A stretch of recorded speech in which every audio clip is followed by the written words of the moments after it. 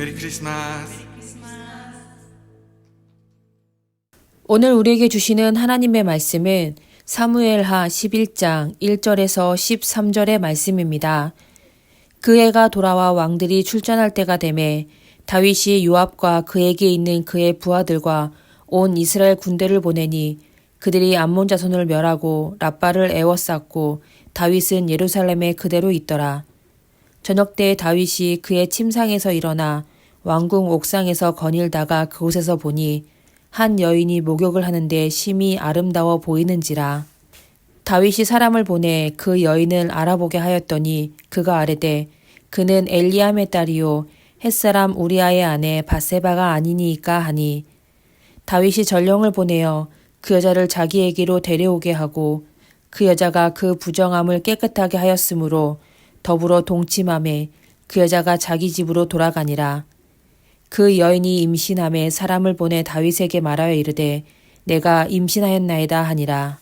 다윗이 요압에게 기별하여 햇사람 우리아를 내게 보내라 하매 요압이 우리아를 다윗에게로 보내니 우리아가 다윗에게 이르매 다윗이 요압의 안부와 군사의 안부와 싸움이 어떠했는지를 묻고 그가 또 우리아에게 이르되 내 집으로 내려가서 발을 씻으라 하니 우리아가 왕궁에서 나가매 왕의 음식물이 뒤따라가니라.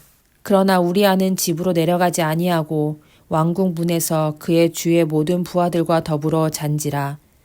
어떤 사람이 다윗에게 아뢰되 우리아가 그의 집으로 내려가지 아니하였나이다. 다윗이 우리아에게 이르되 내가 길 갔다가 돌아온 것이 아니냐. 어찌하여 내 집으로 내려가지 아니하였느냐 하니 우리아가 다윗에게 아뢰되 언약궤와 이스라엘과 유다가 야영 중에 있고 내 주 요압과 내 왕의 부하들이 바깥들에 진치고 있거늘 내가 어찌 내 집으로 가서 먹고 마시고 내 처와 같이 자리이까. 내가 이 일을 행하지 아니하기로 왕의 살아계심과 왕의 혼의 살아계심을 두고 맹세하나이다 하니라. 다윗이 우리아에게 이르되 오늘도 여기 있으라. 내일은 내가 너를 보내리라. 우리아가 그날에 예루살렘에 머무니라. 이튿날 다윗이 그를 불러서 그로 그 앞에서 먹고 마시고 취하게 하니 저녁 때에 그가 나가서 그의 주의 부하들과 더불어 침상에 눕고 그의 집으로 내려가지 아니하니라. 아멘. 다윗이 전쟁터에 가지 않고 예루살렘에 남아 있었을 때 사탄은 다윗에게 유혹을 던졌습니다. 밧세바라는 여인이 목욕하는 것을 보게 되었습니다. 음욕을 품은 다윗은 그 여인에 대해 알아보게 했습니다. 그 여인은 유부녀였고 그의 남편은 다윗의 장수인 우리아였습니다. 그럼 거기서 멈춰야 했습니다. 그런데 다윗은 멈추지 않았습니다. 왕의 명으로 그녀를 궁으로 데려와 동침하고 말았습니다. 그렇게 하룻밤의 욕망으로 끝내고 묻으려고 했는데 그렇지 못했습니다. 아이가 생겨버렸습니다. 다윗은 마음이 급해졌습니다. 아무리 왕정국가라도 부하의 아내와 간음하는 것은 좋은 소리 듣기 어려웠습니다.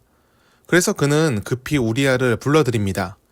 나라와 자신을 위해 목숨을 걸고 싸우던 장수를 자신의 죄를 덮기 위해 불러들인 것입니다. 다윗은 우리아에게 노고가 많으니 집에 가서 쉬라고 휴가를 줍니다. 밧세바의 뱃속의 아이를 우리아의 아이로 위장할 수 있으리라 생각했습니다. 하지만 이 어리석은 생각은 우리아의 충심 때문에 깨집니다. 우리아는 집에 가지 않고 궁에서 병사들과 머물렀습니다. 그는 자신의 동료들이 아직 전장에 있으므로 자신도 쉬지 못한다고 말하며 휴가가 끝나자마자 다시 전장으로 향합니다. 한쪽은 욕망을 채우기 위해 부하의 신뢰를 배반했고 한쪽은 충성을 지키기 위해 자신의 이익을 포기했습니다. 두 개의 활이 전혀 다른 방향으로 날아갔습니다. 처음의 출발선은 다르지 않았으나 방향에 따라 전혀 다른 열매를 향해 나아갑니다. 그 방향을 결정한 것은 동기입니다. 다윗은 죄에 사로잡혀 옳지 않은 방향을 선택했고 우리아는 충성과 헌신으로 자신의 마음을 지켰습니다. 죄가 우리를 유혹하는 것은 막을 수가 없습니다. 우리는 삶이 다하는 순간까지 유혹을 받을 것입니다. 그것이 사탄의 일이고 목적이기 때문입니다. 사탄은 우리가 죄에 빠지도록 끊임없이 도전해옵니다. 하지만 유혹에 넘어가 다 죄를 범하게 되는 것은 아닙니다. 유혹을 거절하면 됩니다. 죄가 우리 머리 위에 날아다니는 것을 막지는 못해도 머리 위에 앉지 못하도록 할 수는 있습니다. 우리의 능력으로 쫓는 것이 아닙니다. 우리는 연약하고 어리석어 유혹에 쉽게 무너집니다. 하지만 하나님을 의지하면 다릅니다. 하나님께서 우리를 지켜보고 계심을 기억하며 스스로 겸비하는 사람이 하나님을 의지하는 사람입니다. 주께서 이끄시는 곳으로 발을 딛고 주께서 바라보시는 곳을 바라보는 사람이 바로 겸손한 사람입니다. 우리가 하나님을 의지하며 행할 때 유혹을 분별할 수 있습니다. 그리고 예수 그리스도의 이름으로 쫓아버릴 수 있습니다. 다윗이 만일 자신의 죄를 깨닫고 빨리 속죄했다면 어떻게 됐을까요? 부하의 신뢰를 잃고 수치를 얻었을지도 모릅니다. 하지만 더 큰 죄를 저지르지는 않았을 것입니다. 감당할 만한 범위에서 멈췄을 것입니다. 하지만 다윗은 멈추지 않고 더 큰 죄를 향해 나아갑니다. 오늘날 세상에도 자신의 과오를 죄로 덮으려는 사람들이 넘칩니다. 그것을 지혜인 양 여기며 더 큰 죄를 짓고 수치와 오욕의 길로 가는 사람이 많습니다. 바울은 선한 데는 지혜롭고 악한 데는 미련하라고 하였습니다. 지혜는 엄청난 수싸움이 아닙니다. 하나님을 의지하는 것이 지혜입니다. 그 지혜로움이 오늘 우리와 함께 있어 주님이 이끄시는 선한 길로 나아가길 바랍니다. 악이 관영하는 세상에서 선한 선택을 하는 우리 삶이 되기를 축복합니다. 기도하겠습니다. 하나님, 오늘 우리와 함께해 주옵소서. 믿음의 주여 온전하게 하시는 주님을 바라보며 오늘을 살게 하옵소서. 악이 우리를 유혹할 때 스스로 좋다 하는 선택을 하지 않게 하시고 하나님을 의지하는 분별력을 허락하여 주옵소서. 악은 모양이라도 따르지 않게 하시고 오직 의의 길, 자비와 겸손의 길로 가게 하옵소서. 세상 가운데 우리가 하나님의 사람임을 나타내게 하시고 그 선함이 우리의 삶을 통해 이루어지게 하옵소서. 항상 함께하여 주옵소서. 예수님의 이름으로 기도드립니다. 아멘.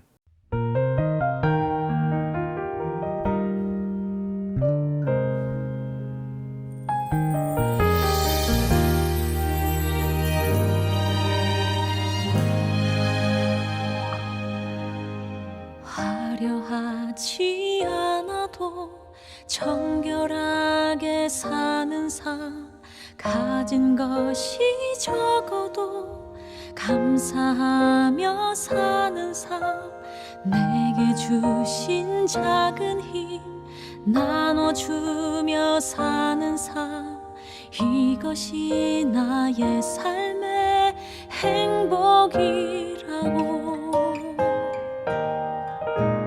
눈물 날 일 많지만 기도할 수 있는 것, 억울한 일 많으나 주를 위해 참는 것, 비록 짧은 작은 삶 주 뜻대로 사는 것, 이것이 나의 삶의 행복이라고.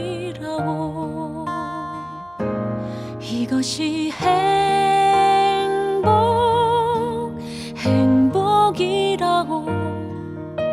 세상은 알 수 없는 하나님 선물, 이것이 행복이라고.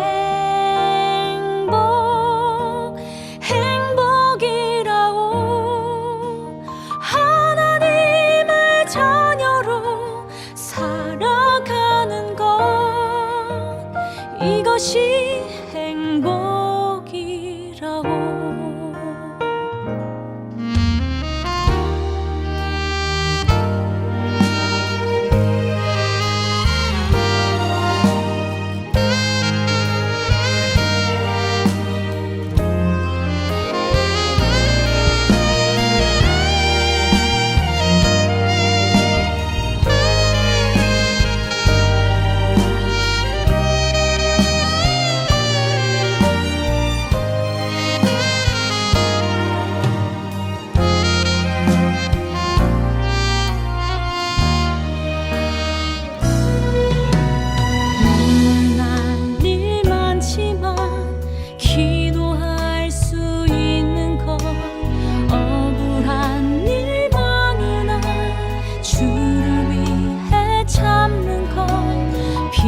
짧은 작은 삶 주 뜻대로 사는 것, 이것이 나의 삶의 행복이라고. 이것이 행복이라고. 세상은 알 수 없는 하나님 선물, 이것이 행복이라고. 하나님의 자녀로 살아가는 것, 이것이 행복이라고. 이것이 행복이라고. 세상은 알 수 없는 하나님 선물, 이것이